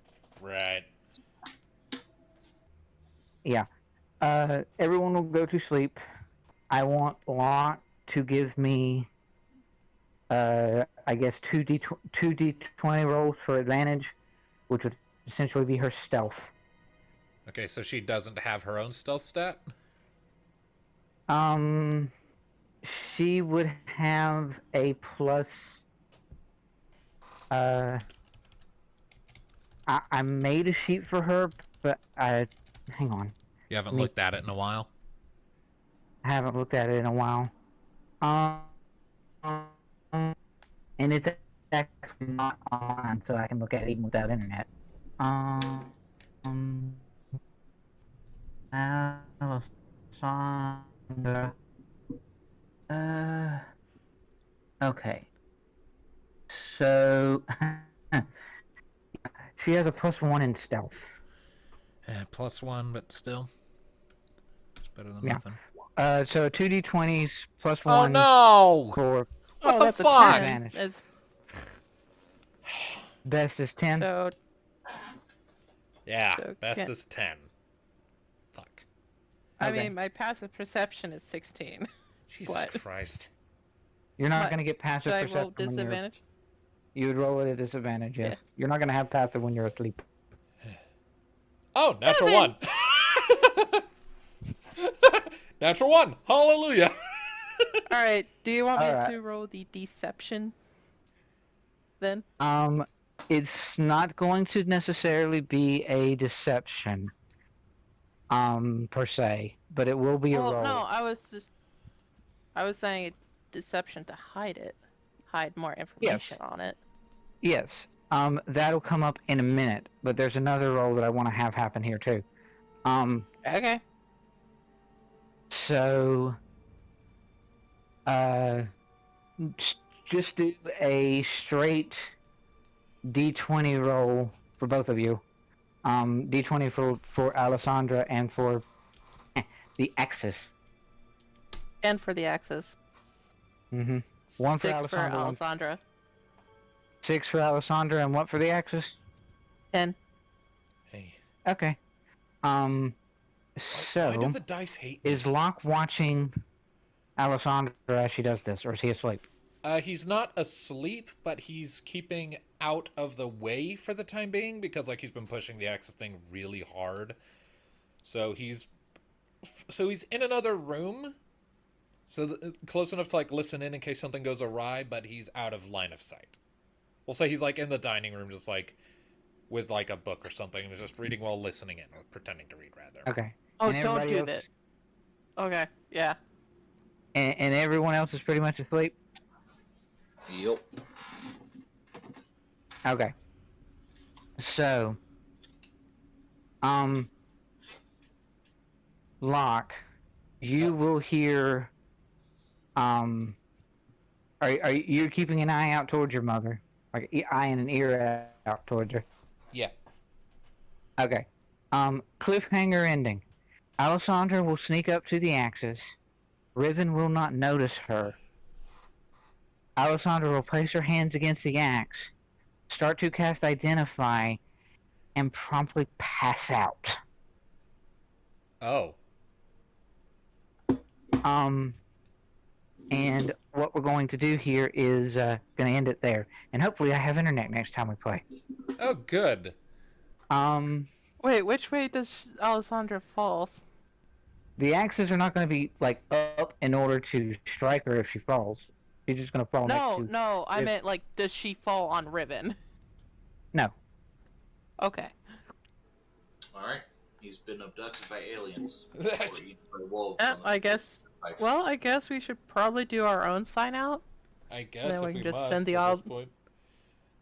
This has been Shadows of Gradiriel as Brian. Okay. We're jumping the gun on you, Dorad. Sorry. Who's last time? Next time will be who did last time. Kenneth did I last don't time. know. Then Sam is next time, Okay. and All Brian is Shadows. What? All right. Okay. Sorry to just kind of steal your thunder there, Dora, but we kind of got no choice. This has been Shadows of Gradiriel. What the fat is my axes up to? No one knows. Nope. But Dora just left the call, so I'm going to assume that is as I'm good assuming his phone probably died. Probably. That'll be our closing point. We kind of have no choice at this point, so we'll pick this up next time and hope for the best. Yeah.